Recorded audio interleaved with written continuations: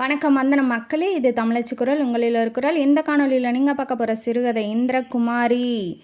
அந்த காலத்தில் பல்லவர்களுக்கும் கடம்பர்களுக்கும் இடையே தலைமுறையாக சண்டை நடந்துகிட்டு இருந்திருக்கு. இதில் ஹீரோ கடம்பன் தான், கடம்ப வம்சத்தை சேர்ந்தவர் தான் தெரியாமல் ஹீரோயினி லவ் பண்ணிடுறாங்க.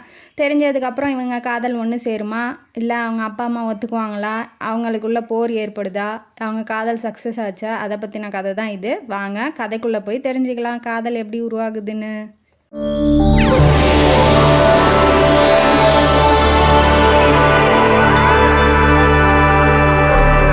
இந்த கதையோட ஆரம்பத்தில் ஹீரோயினியை தான் இன்ட்ரடியூஸ் பண்ணுறாங்க. ஹீரோயினி ஒரு பெண் மாதிரி வளராமல் ஆண் மாதிரி வளர்க்கப்படுறாங்க. ஏன் அப்படின்னா அவங்க அம்மா வந்து 8 வயசுலேயே இறந்து போயிடுறாங்க. அதனால் அவங்க அப்பா சண்டதண்டன் பல்லவன், அவங்க வந்து பல்லவ வம்சத்தை சேர்ந்தவங்க. அவர் என்ன பண்ணுறாரு அப்படின்னா, பெண்ணுக்கு உரிய சுதந்திரம் எல்லாத்தையுமே கொடுத்து ஆண் மாதிரி போர்க்கலை, குதிரை ஏற்றம், யானை பயிற்சி எல்லாமே கொடுத்து ஒரு ஆண் மாதிரி வளர்க்கறதுனால அவளோட ஆக்டிவிட்டீஸ் இப்போ ஆப்வியஸாக என்ன வளர்க்குறோமோ அதுதானே வரும். அதனால் என்ன பண்ணுறான்னா ஆண் பிள்ளை மாதிரியே வளர்றா. இதனால் அவளுக்கான கல்யாண வயசு வந்தும் அவளை என்ன கல்யாணம் பண்ணிக்க யாரும் முன் வரலையே. அவள் என்ன பண்ணுறா அப்படின்னா, சாரி பாவாடை தாவணிலாம் போட மாட்டா. அந்த காலத்துலேயே பேண்ட்டு ஷர்ட்டு போட்ட ஆள், அதாவது அரேபிய நாட்டிலலாம் போடுவாங்க இல்லையா, அந்த மாதிரி துணிகள்லாம் இன்ட்ரெஸ்ட் அதிகம் ஹீரோயினிக்கு. அதனால் அந்த மாதிரி துணிகளெல்லாம் யூஸ் பண்ணுறாங்க. ஆண் மகன் மாதிரியே வளர்க்கப்படுறாங்க. இதனால் அவங்க அப்பா சண்டதண்டனுக்கு ரொம்ப கவலையாக இருக்குது. பெண் இப்படி வளர்ந்துட்டா, யாருமே கல்யாணம் பண்ணிக்க மாட்டேங்கிறாங்களே அப்படிங்கிறதுனால. பத்தாவதுக்கு இவன் என்ன பண்ணுறா அப்படின்னா, அந்த ஊரில் இருக்க வாலிப பசங்கள்லாம் இருப்பாங்க இல்லையா, வாடா சண்டைக்கு வாடா, நீ பெரிய ஆளா, நான் தாண்டா பெரிய ஆள் அப்படின்னு சொல்லிட்டு போகிறவங்கள்ட்டெல்லாம் சண்டை இழுக்கிறது, வம்பிழுக்கிறது, அநியாயத்தை கண்டா பொங்கிறது, இந்த மாதிரி வேலையெல்லாம் பண்ணிகிட்ருக்காங்க. இவங்க அரசகுமாரி அப்படிங்கிறதுனால எல்லாரும் அடங்கி போகிறாங்கிற ஒழிஞ்சு ஓரளவுக்கு தானே மக்கள்கிட்ட தொந்தரவு பண்ணும் போது ஓரளவுக்கு தானே இருக்க முடியும். அதனால் என்ன பண்ணுறாருன்னா, போய் கம்ப்ளைண்ட் பண்ணுறாங்க. இந்த மாதிரி வந்து பசங்கள்லாம் போட்டு அடிக்கிறாங்க, இதெல்லாம் என்ன கேட்க மாட்டிங்களா அப்படின்னு சொல்லி அரசர்கிட்ட கம்ப்ளைண்ட் பண்ணும்போது, அவருக்கு பொண்ணு தானே பெருசு, அதனால சரி நான் பார்த்துக்கிறேன் அப்படின்னு சொல்லிட்டு இவர் என்ன பண்ணுறாரு அப்படின்னா, ஒரு மேற்கு தொடர்ச்சி மலைகள்லாம் நிறையா அங்கே இருக்கும் இல்லையா, அந்த ஏரியாவில் ஒரு அரண்மனை இருக்குது. நகரத்தை விட்டு இப்போ காட்டுக்கு கூட்டிகிட்டு போய் மகளோட இருந்துக்கலாம், எதுக்கு வம்பு, இப்போ நகரத்துக்குள்ளே விட்டால் தானே இவன் இந்த மாதிரி பண்ணிகிட்ருக்கா அப்படிங்கிறதுனால காட்டு பகுதியில் இருக்க ஒரு அரண்மனை, அங்கே ஒரு அரண்மனை இருக்குது, அங்கே கூட்டிகிட்டு போய் தங்க வைக்க ஆரம்பிக்கிறாரு. ஒரு 2 நாள் நல்லபடியாக நடந்துக்கிட்டா. வெளியிலே சுற்றி திரிஞ்சவ ஒரே இடத்துல அடைச்சி வைக்க முடியாது இல்லையா. 2-3 நாள் அப்பா பேச்சை கேட்டுட்டு பேசாமல் இருக்கா. இப்போ என்ன பண்ணுறா அப்படின்னா, என்னால் நடக்க முடியல, கால்லலாம் முள் குத்துது, கால்லாம் வலிக்குது, அப்படி மலை மேலே ஏறி இறங்கணும், ஏதாவது வேலை, குளிக்க போகணும், இல்லை வேறு எதுக்காவது தன்னோட அன்றாட தேவைகளை பூர்த்தி செய்ய போகணுன்னா இவன் நடந்து தானே போக வேண்டியதாக இருக்குது. அதனால் என்ன கேட்குறா அப்படின்னா, எனக்கு ஒரு குதிரை வாங்கித்தாங்கப்பா அப்படின்னு சொல்லி கேட்குறா. இவர் என்ன பண்ணுறாருன்னா, ஆல்ரெடி குதிரையெல்லாம் ரொம்ப சாகசம் பண்ணியிருக்கா. இவளுக்கு வந்து குதிரையெல்லாம் வாங்கி கொடுத்தா எங்கேயாவது தப்பிச்சு ஓடிடுவா அப்படிங்கிறதுனால கழுத மாதிரி இருக்க ஒரு குதிரை வாங்கிட்ட. எவ்வளோ அடித்தாலும் அது நவராது, ஓரளவுக்கு தான் நகரும், அடி எடுத்து வைக்கிற மாதிரி தான் வைக்கும். அந்த மாதிரி ஒரு குதிரையை வாங்கி தராரு. இது என்னப்பா இது, குதிரையாப்பா இது, கழுதையா, நான் எவ்வளோ அடித்தாலும் நகர மாட்டேங்குதுப்பா, ஏன்ப்பா அப்படி என்னை கொடுமைப்படுத்துறீங்க அப்படின்னு சொல்லும் போது, நீ குதிரை கேட்ட, நான் குதிரை வாங்கி கொடுத்துட்டேன், அதனால் அமைதியாக இரு அப்படின்னு சொல்லி அவர் வந்து தன்னோட மகள் பாசம் அதிகம்தான், இருந்தாலும் வளர்த்த விதம் சரியில்லை இல்லையா.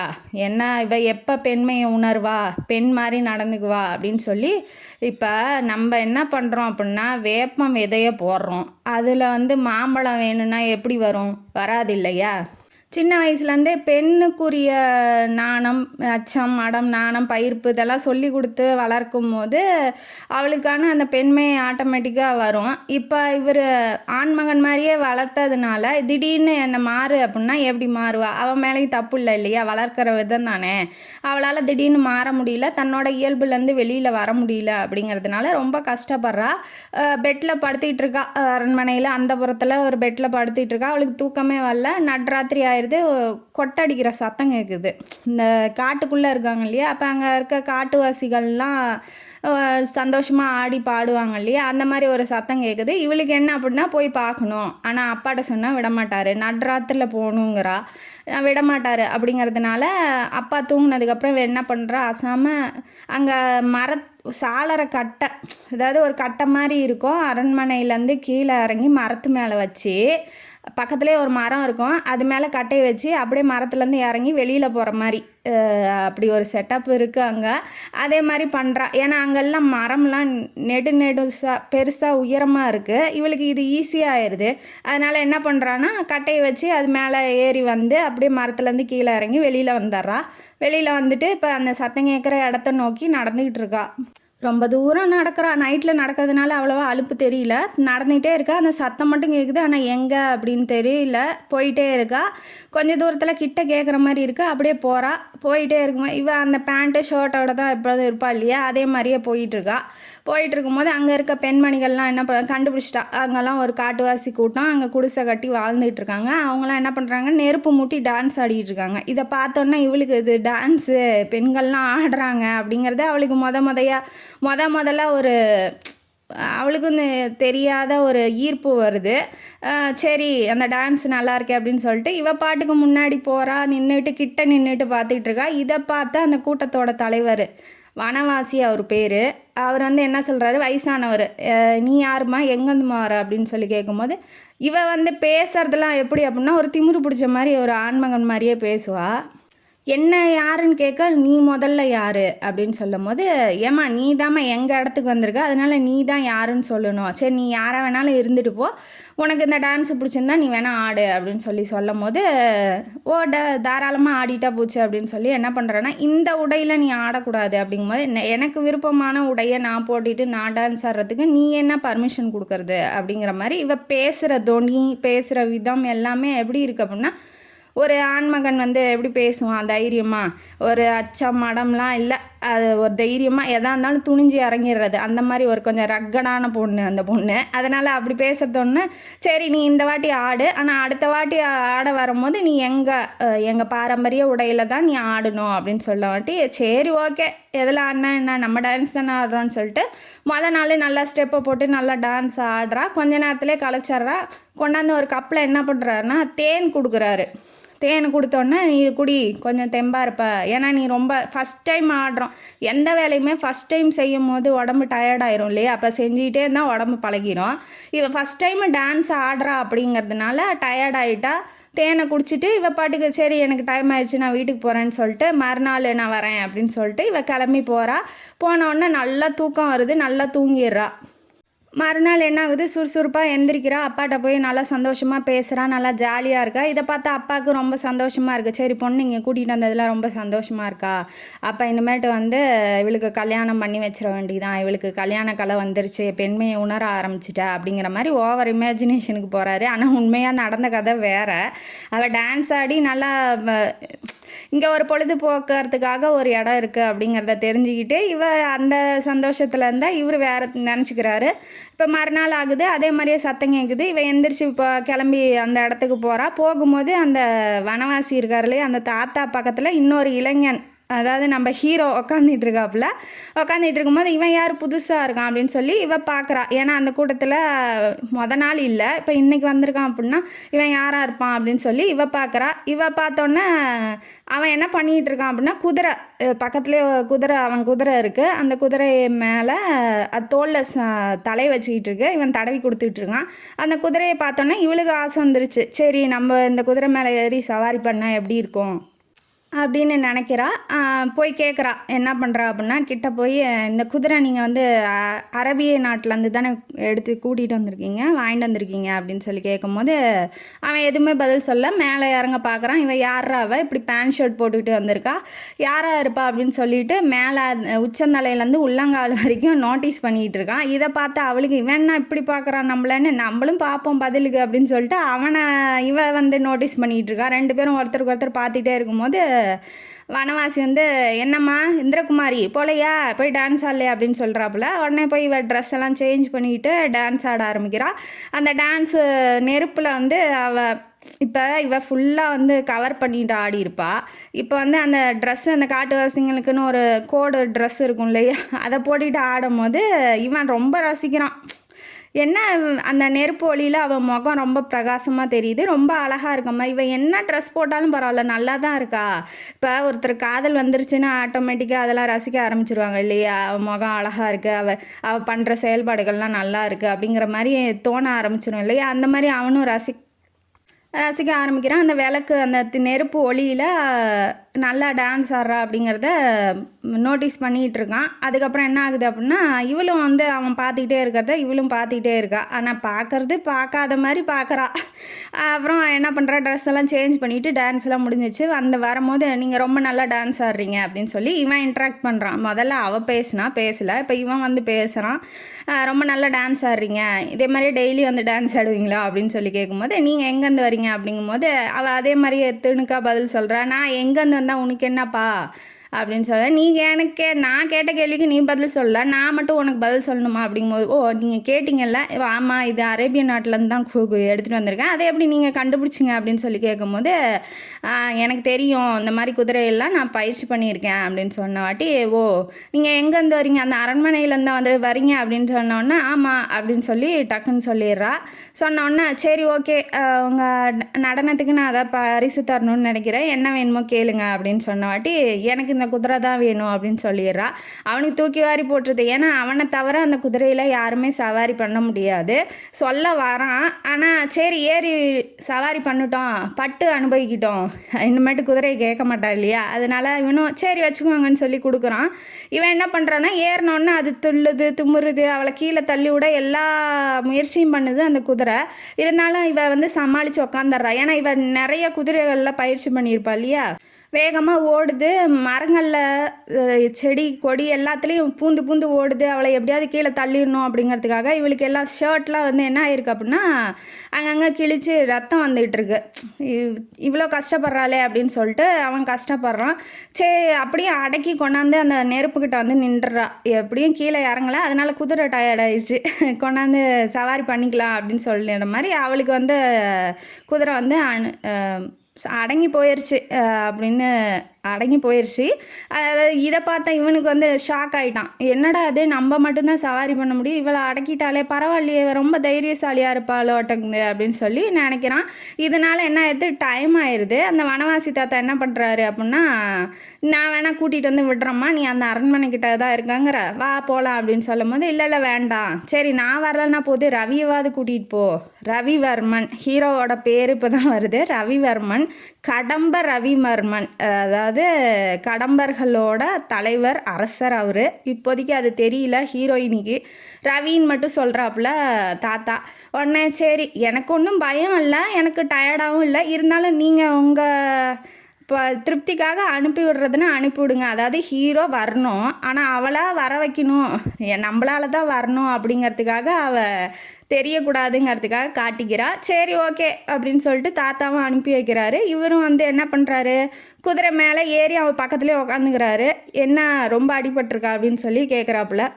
இவளுக்கு என்னன்னா, பக்கத்தில் அவன் உக்காந்தவொடனே மூச்சு ஹார்ட் பீட்டெல்லாம் அதிகமாக அடிக்க ஏன்னா நமக்கு பிடிச்சவங்க நம்ம கிட்ட வந்து உட்காரும் போதோ பேசும்போதோ நமக்கு ஒரு படபடப்பு பயம் அதெல்லாம் வரும் இல்லையா, அப்போ தான் அவள் உள்ளே இருக்க பெண்மையெல்லாம் துளிர்த்து வெளியில் வருது. இவளுக்கு படபடன்னு வருது. இல்லை நான் நடந்து வரேன் அப்படின்னு சொல்லி இறங்க போகும்போது, ஏன் உனக்கு அடிபட்டிருக்கு, வேண்டாம் நான் நடந்து வரேன், நீ வேணா ஏறி உக்காருன்னு சொல்கிறாப்புல. இவர் இறங்கி அந்த குதிரையை வந்து நடக்க வச்சிட்டு இருக்காரு.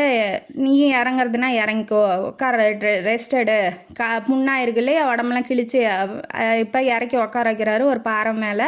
கால்லெல்லாம் அடிபட்டிருக்கு, அதெல்லாம் எடுத்து பார்த்து கட்டிக்கிட்டு இருக்கிறாப்புல.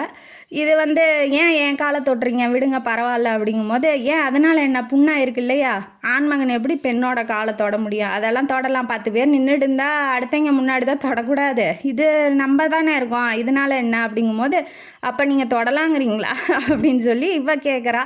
அதனால் என்ன இருக்குது அப்படின்னு சொல்லி அவனும் சொல்கிறான். கொஞ்சம் கொஞ்சமாக அப்படி பேச ஆரம்பிக்கிறாங்க. இவன் வந்து இந்த இடுப்புலலாம் கிழிஞ்சிருக்கு, அதெல்லாம் வந்து ஐயோ ரொம்ப பெருசாக இருக்குமா, இவன் பாட்டுக்கு அவள் ஒரு பெண் தான் நினைக்காம இவன் பாட்டுக்கு இங்கே அடிபட்டிருக்கு அங்கே அடிபட்டிருக்கு, இது எப்படி இருக்கு, இந்த புண்ணு எப்படி இருக்குன்னு சொல்லி அங்கங்கே கையை வைக்கிறனோடனே அவளுக்கு ரொம்ப ஆக்வர்டான ஒரு ஃபீலிங் இருக்கும் இல்லையா, என்ன இவன் இப்படி இது பண்ணிகிட்டு இருக்கான் அப்படின்னு சொல்லிட்டு, இல்லை பரவாயில்ல அங்கே அந்த புண்ணெல்லாம் நான் பார்த்துக்குறேங்க அப்படின்னு சொல்லிட்டு இவ போகிறா. அரண்மனைக்கிட்ட வந்துட்டாங்க. வந்தோடனே நான் ஏறி போய்க்கிறேன் அப்படின்னு சொல்லி இவ சொல்கிறா.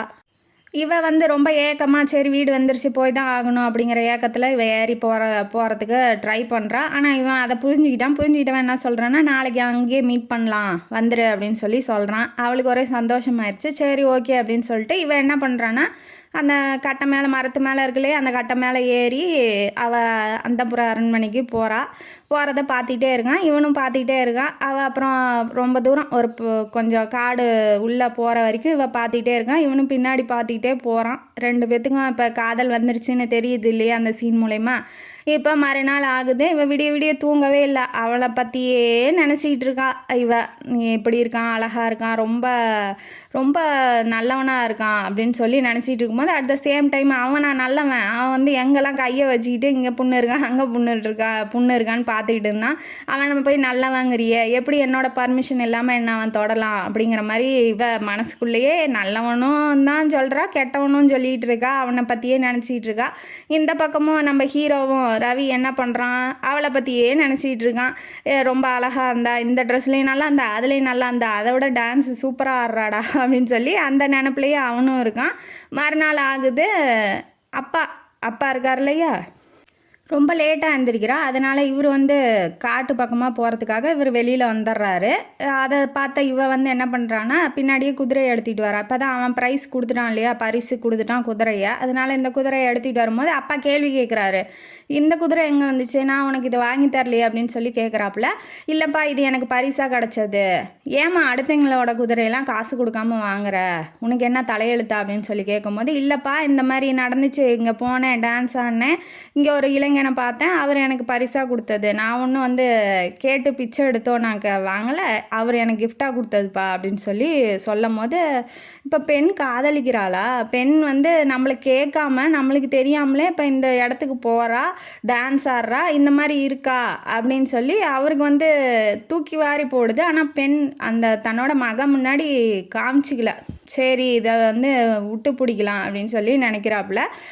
யாருமா அது, நான் பார்க்கலாமா அவனை அப்படின்னு சொல்லி கேட்குறாப்புல. நானே பார்க்க முடியலப்பா, அவர் வந்தால் தான் வருவேன்னு சொல்லியிருக்காரு, இன்றைக்கி வேணால் அவர் வந்தால் நான் கூட்டிகிட்டு வந்து உங்களை காமிக்கிறேன் அப்படின்னு சொல்லி சொல்கிறாப்புல. சரி நீ போம்மா, நீ போய் குளிக்கிறதுக்கு போ, நான் அப்படியே போகிறேன் அரண்மனைக்கு அப்படின்னு சொல்கிறாப்புல.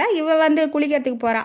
குளிக்க போகிறோமோ என்ன சொல்கிறாருன்னா, ரொம்ப தூரம் போயிடாத, அந்த ஒரு அருவி பேர் சொல்கிறாரு, அந்த அருவியிலே நின்று குளி, அதுக்கப்புறம் இருக்க அருவிக்கு போனீங்கன்னா அது கடம்ப ராஜ்யத்தோடது, அது நம்மளோட எதிரிங்களோடதுன்னு சொல்லும் போது தான் நமக்கு தெரியுது. அப்போ எதிரி கடம்ப ரவிவர்மன் சொல்கிறாங்க. அப்போ அவன் அந்த வம்சத்துலேருந்து வந்தவன் தானே, அப்போ இவ காதலிக்கிறது எதிரியவோ அப்படின்னு சொல்லி நமக்கு தெரியுது ஒழிஞ்சு இவளுக்கு தெரியல. ஏன்னா பேர் ரவின்னு தானே சொல்லியிருக்காங்க, கடம்ப ரவிவர்மன் முழு பேர் சொல்லலை. சரின்ட்டு இவளும் ஓகே பண்ணிட்டு போகிறா. ஆனால் அவர் என்ன சொன்னாரோ அந்த வேலையை தான் இவ செய்கிறா. எதிரி நாட்டு அருவியில் தான் போய் குளிச்சிக்கிட்டு இருக்கா. அந்த பக்கமாக வேட்டைக்கு வந்த ரவி என்ன பண்ணுறான், பார்த்தோன்னே என்ன காதலி குளிக்கிறா, காதலும் சும்மா இருப்பானா, மறைஞ்சிருந்து பார்த்துக்கிட்டு ரசிச்சிக்கிட்டு இருக்கான். அதுக்கப்புறம் என்ன பண்ணுறா, அவள் உடையெல்லாம் மாற்றிக்கிட்டு வந்து தலையை வாரிட்டு இருக்கும்போது பின்னாடி வந்து என்ன இந்த பக்கம் அப்படின்னு சொல்லி கேட்கும்போது, யாரா அது, இப்போ அதிர்ச்சி ஆகிட்டா. பின்னாடிலேருந்து திடீர்னு ஆண் குரல் வரும்போது அதிர்ச்சி ஆகிட்டு திரும்புகிறா. நீங்களா, நீங்கள் என்ன இங்கே பண்ணுறீங்க அப்படின்னு சொல்லி கேட்கும்போது, நான் வேட்டைக்கு வந்தேன். சரி, அப்படி என்னப்பா வேட்டையாடினா அப்படிங்கும்போது, புளி தான் கிடைக்கல, அதுதான் பார்த்துக்கிட்டு இருக்கேன், வேட்டையாடலாமா அப்படின்ற வாட்டி, இப்போ நான் புளிங்கிறீங்களா அப்படின்னு சொல்லி அவள் கேட்குறா. அப்படிலாம் சொல்லுவேனா, என்னம்மா நீயே அப்படின்னு சொல்லிட்டு பக்கத்தில் உட்கார வைக்கிறான். அவளும் வந்து காதலிக்கிறா இல்லையா, அதனால் அவனோட அரவணைப்புக்குள்ளே அவளும் வாரா. வந்ததுக்கப்புறம் இவன் காதலிக்கிறான், அதை வந்து இவன் சொல்லணும். அதுக்காக என்ன பண்ணுறான் அப்படின்னா, தன்னை பற்றின உண்மையை சொல்ல ஆரம்பிக்கிறான். இப்போ வேற ஒருத்தனாக இருந்தால் என்ன பண்ணுவான், இதை வந்து வேற இவளை வந்து தப்பாக யூஸ் பண்ணி அதை பிளாக்மெயில் பண்ணி அதை என்ன வேணாலும் பண்ணலாம்.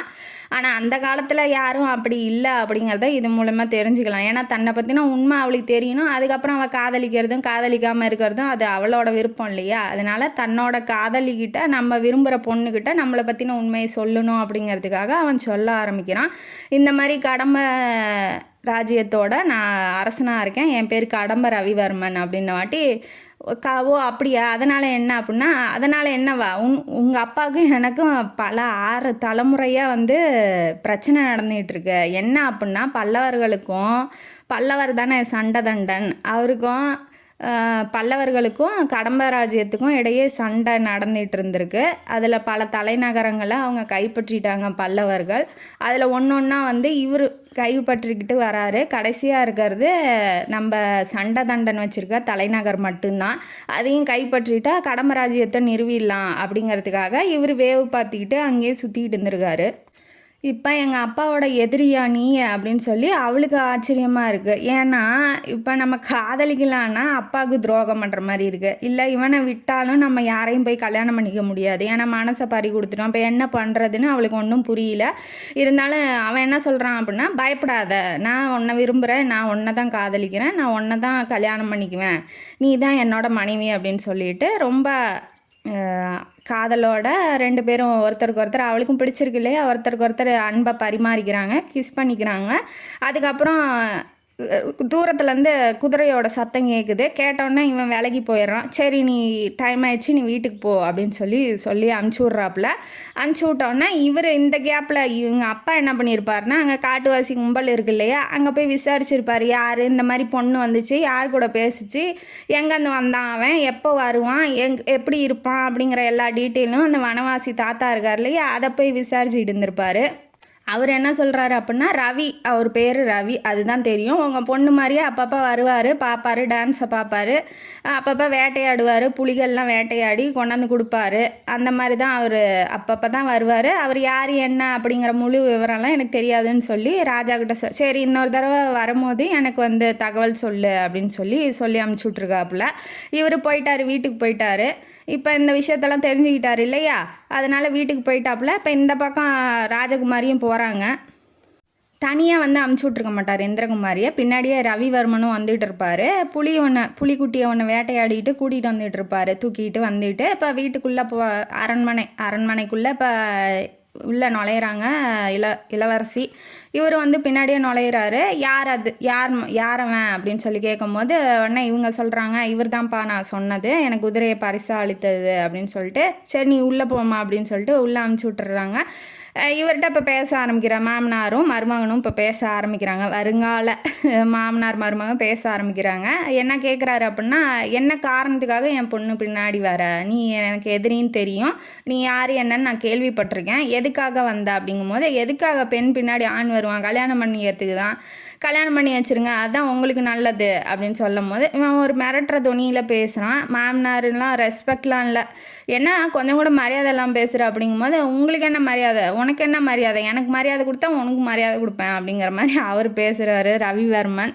உடனே என்ன ஒழுங்காக கொடுத்துருங்கன்னா, கொடுக்க முடியாதுன்னா என்ன பண்ணுவ அப்படின்னு சொல்லும் போது, நான் வந்து உங்கள் பொண்ணை கல்யாணம் பண்ணிக்க போகிறேன், அதனால் சீதனமாக எனக்கு இந்த தலைநகரை கொடுத்துட்டிங்கன்னா உங்களுக்கும் பெருமை எனக்கும் பெருமை, இல்லை நான் அடித்து பிடுங்க வேண்டியதாக இருக்கும் அப்படின்னு சொல்கிறாப்புல.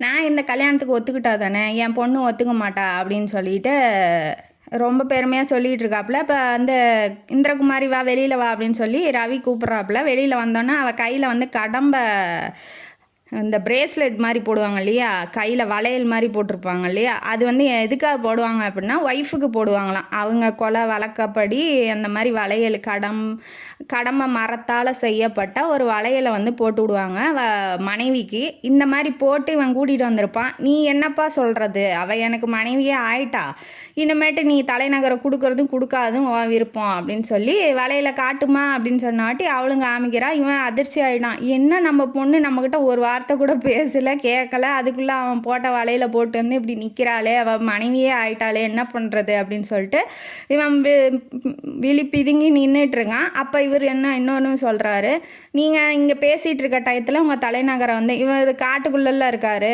அங்கே நகரத்துக்கு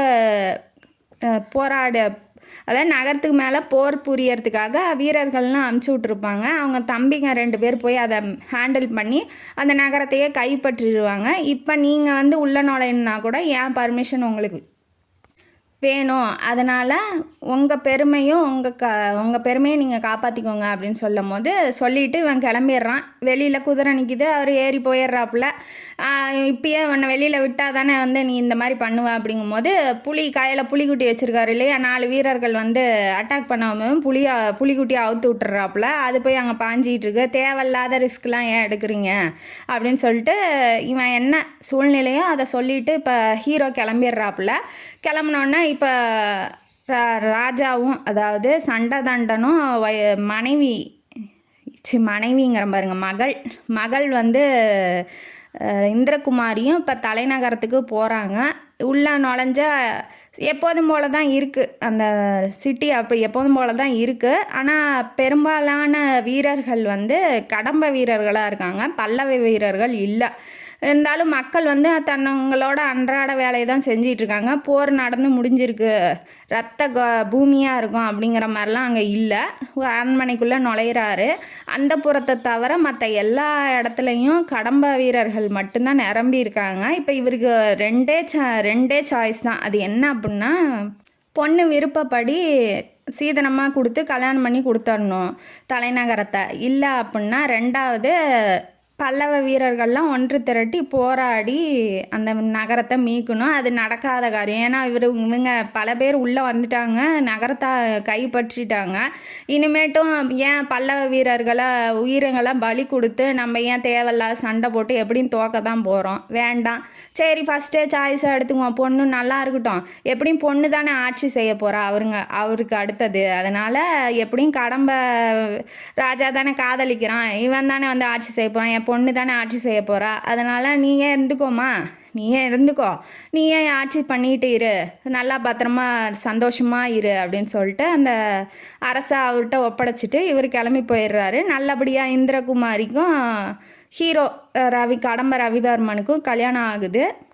அப்பா வந்து தன்னை விட்டு போகிறது வருத்தமாக இருந்தாலும் தனக்கு பிடிச்ச விருப்பமான ஒருத்தர் கணவராக வரும்போது எல்லாமே கவலைகள்லாம் மறந்து போயிடும் இல்லையா. அதனால் இந்திரகுமாரியும் மறந்துட்டு நல்லபடியாக ஆட்சி பண்ணி கடம்ப ராஜ்யத்தை நிறுவி சந்தோஷமாக இருக்கிறாங்க. இந்த கதை இதோட முடியுது.